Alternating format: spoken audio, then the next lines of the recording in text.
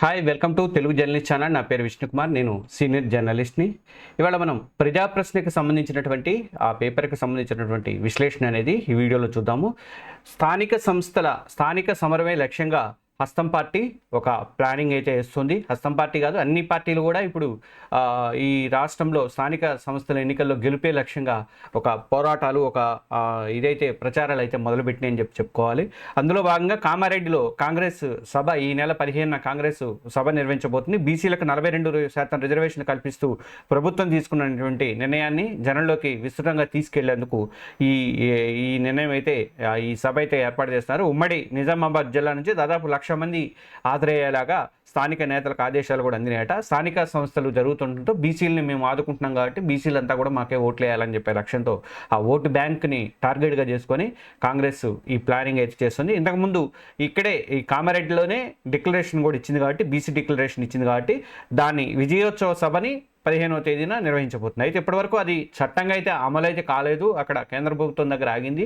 అది 50% రిజర్వేషన్ దాటిపోతుంది కాబట్టి సుప్రీంకోర్టులో కూడా దానికి చెల్లుబాటు ఉండదని చెప్పేసి అని అంటున్నారు. అందుకనే వీళ్ళు జీవో అయితే జారీ చేశారు. ఏదో రకంగా దాన్ని తీసుకురావాలని ప్రయత్నం చేస్తున్నారు. అది కాకపోతే మాత్రం, స్థానిక సంస్థలు కుదరకపోతే మాత్రం కాంగ్రెస్ పరంగా 42% రిజర్వేషన్లు ఇవ్వాలని చెప్పేసి కాంగ్రెస్ అయితే ప్లానింగ్ అయితే చేస్తుంది. దానికి సంబంధించిన వార్తని మనము ప్రజాప్రెస్లో ఫస్ట్ పేజీలో కవర్ చేశారు.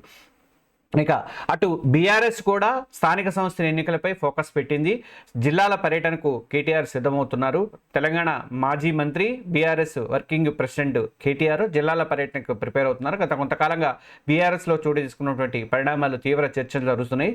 ఈ టైంలో బీఆర్ఎస్ ముఖ్య నేతలపై తెలంగాణ జాగృతి అధ్యక్షురాలైనటువంటి కవిత చేసిన సంచలనమైన ఆరోపణలు తీవ్ర కలకలం లేపాయి.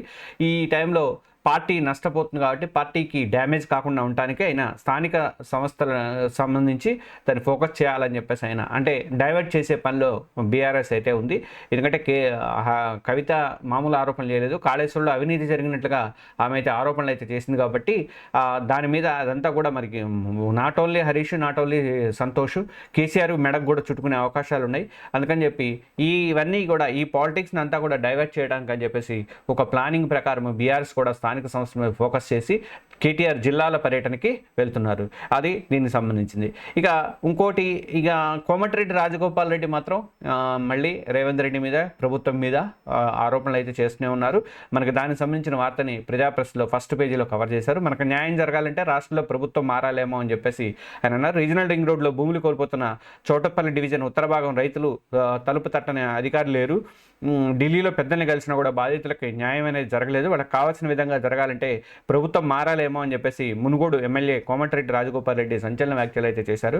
గత ప్రభుత్వ హయాంలో దివీస్ కోసం రూట్ అలైన్మెంట్ మార్చారు. ఇప్పుడు దక్షిణ భాగం మారాలంటే మొదటగా ఉత్తర భాగం అలైన్మెంట్ మారాలి అని దాని మీద కామెంట్స్ అయితే చేశారు. ఆయన ఓ రకంగా అసమ్మతి నేతగా తయారయ్యారు. కాంగ్రెస్లోనే అసమ్మతి నేతగా అయితే తయారయ్యారు. దానికి సంబంధించిన వార్తని ఇందులో కవర్ చేశారు. ఇంకా అటు ఆంధ్రప్రదేశ్లో కూడా సూపర్ 6 సూపర్ హిట్ అని అనంతపురంలో 10న భారీ సభని నిర్వహించబోతుంది కూటమి ప్రభుత్వము. ఏపీలో కూటమి పార్టీలు గత ఎన్నికలకు ముందు ఇచ్చినటువంటి సూపర్ 6 హామీలన్నీ కూడా దాదాపు అమలు చేసినాయి. ఏడాది పాటు పాలన పూర్తి చేసుకున్నటువంటి కూటమి ప్రభుత్వము ఇక కీలకమైనటువంటి అన్నదాత సుఖీభవ కానీ, తల్లికి వందనం కానీ, మహిళలకు ఉచితంగా ఆర్టీసీ బస్సు ప్రయాణం, ఇలాంటి కీలక హామీలన్నీ నెరవేర్చింది కాబట్టి దీన్ని ప్రజల్లోకి తీసుకెళ్లాలని చెప్పేసి కూటమి ప్రభుత్వం కూడా డిసైడ్ అయింది. దానికోసం ఆ స్థాయిలో ప్రచారం చేసుకోవడానికి అని చెప్పేసి ఈ నెల 10న భారీ బహిరంగ సభని అనంతపురంలోని ఇంద్రప్రస్థ నగర్లో కూటమి పార్టీల ఆధ్వర్యంలో భారీ సభకు అయితే ప్లాన్ చేస్తున్నాయి. ఎన్డీఏ కూటమి తొలి ఉమ్మడి సభకు సీఎం చంద్రబాబుతో పాటు డిప్యూటీ సీఎం పవన్ కళ్యాణ్, మంత్రి నారా లోకేష్, బీజేపీ నేతలు పివిఎన్ మాధవ్ ఈయన బీజేపీ అధ్యక్షుడు, రాష్ట్ర అధ్యక్షుడు, మంత్రి సత్యకుమార్ యాదవ్ వీళ్ళందరూ కూడా హాజరవుతారని చెప్పేసి వివిధ ప్రాంతాల నుంచి లక్షల మంది వాళ్ళని తీసుకురావాలని చెప్పేసి అక్కడ కూడా ఒక టార్గెట్ అయితే పెట్టుకున్నారు. ఇక్కడ కాంగ్రెస్ తెలంగాణకు వచ్చేసరికి కాంగ్రెస్ ఏమో బీసీ డిక్లరేషన్ విజయోత్సవ సభకి కామారెడ్డిలో ప్లాన్ చేస్తుంటే, అనంతపురంలోనేమో సూపర్ 6 సూపర్ హిట్ అనే పేరుతో అనంతపురంలో భారీ బహిరంగ సభకి అటు కూటమి ప్రభుత్వం ప్లానింగ్ అనేది చేస్తుంది. ఇది మెయిన్ ఫస్ట్ పేజీలో కవర్ అయినటువంటి వార్తలకు సంబంధించినవి. ఇక మనకి ప్రజా ప్రశ్నలో ఎప్పుడైనా 7th or 8th పేజీలో ఎక్స్క్లూజివ్ ఐటమ్స్ అనేవి కవర్ అవుతాయి. దానికి సంబంధించిన వార్తలు మనం ఈరోజు దీంట్లో చూద్దాము.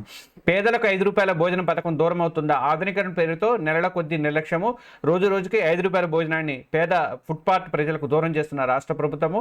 అన్నా క్యాంటీన్ పేరుతో గురువు మెరుగుపరుస్తున్నాడు. జిహెచ్ఎంసీ నిర్వహించే అన్నా క్యాంటీన్ గాలికి వదిలేసిన శిష్యుడు. అటు అన్నా క్యాంటీన్ల పేరుతో ఆంధ్రప్రదేశ్లో నడుస్తున్నాయి, ఇటువైపేమో అన్నపూర్ణ క్యాంటీన్ల పేరుతో గాలికి వదిలేశాడు శిష్యుడు అని చెప్పేసి ఐటమ్ అయితే ఇచ్చారు వీళ్ళు. 8వ పేజీలో ప్రజా ప్రశ్నలో కవర్ అయింది ఈ వార్త.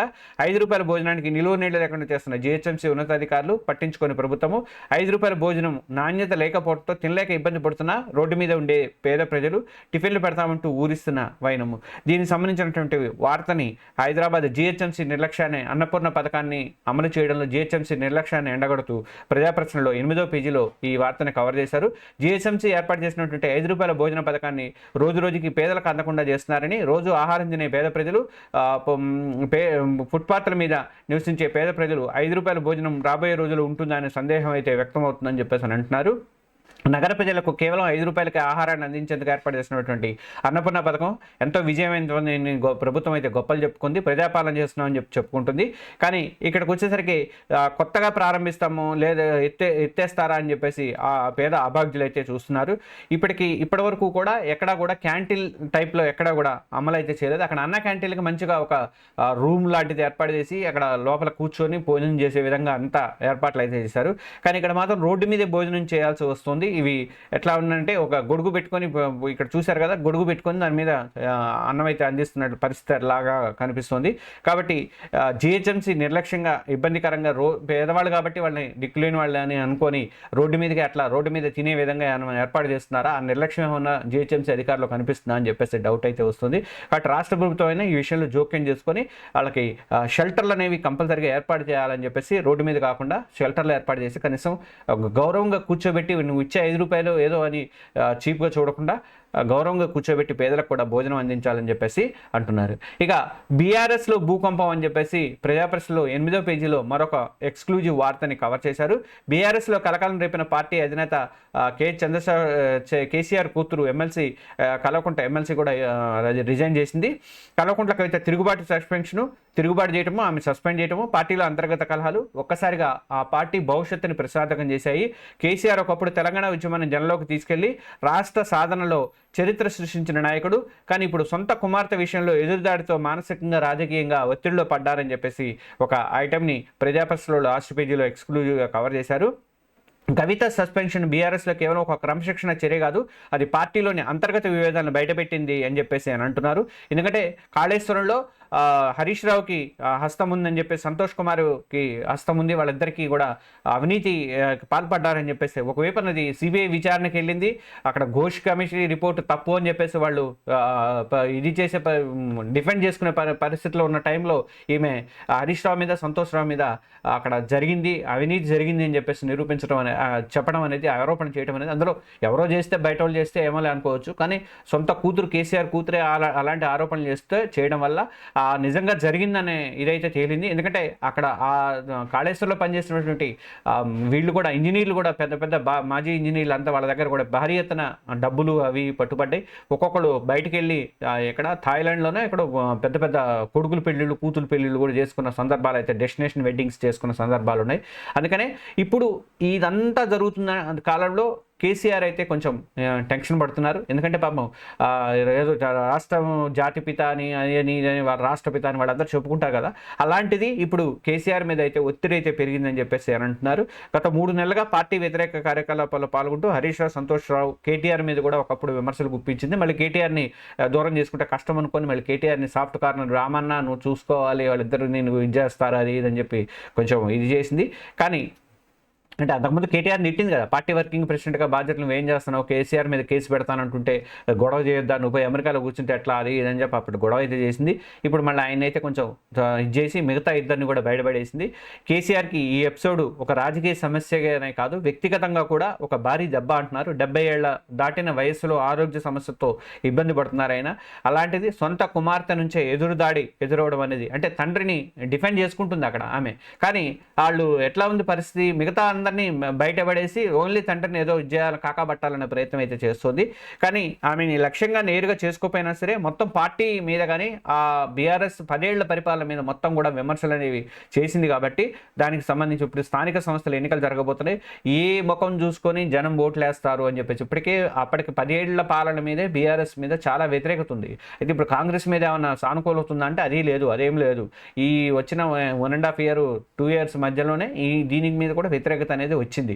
కాబట్టి మరి బీఆర్ఎస్కి ఏంటి పరిస్థితి, పునరాగమనం, మరి స్థానిక సంస్థల ఎన్నికల్లో ఓట్లు గెలవకపోతే మాత్రం, కొన్ని సీట్లు పరువు దక్కించుకోకపోతే మాత్రం ఆ పార్టీ పతనమయ్యే అవకాశాలు ఎక్కువగా కనిపిస్తున్నాయని చెప్పేసి అంటున్నారు. అందుకనేమో కేటీఆర్ జిల్లాల పర్యటనకు అయితే సిద్ధమవుతుందని చెప్పి మనకైతే తెలుస్తుంది. ఇది దీనికి సంబంధించింది. ఇక 2 వార్తలు ప్రజాప్రెస్లో ఈ ముఖ్యమైనటువంటి వార్తలన్నీ కూడా ప్రజలకు సంబంధించినవి కానీ ఎక్స్క్లూజివ్ వార్తలు కానీ మనకి ఎప్పుడైనా ఈ 8వ పేజీలో మాత్రం కవర్ చేస్తారు. ప్రతిరోజు మన తెలుగు జర్నలిస్ట్ ఛానల్ని సబ్స్క్రైబ్ చేసుకోండి. ప్రతిరోజు ఈ వార్తల విశ్లేషణలు రెగ్యులర్గా ఇస్తూ ఉంటాను నేను. మన ఛానల్ని సబ్స్క్రైబ్ చేసుకోండి. అలాగే ఈ వీడియో నచ్చితే ఒక లైక్ బటన్ అయితే ఇవ్వండి. Thank you.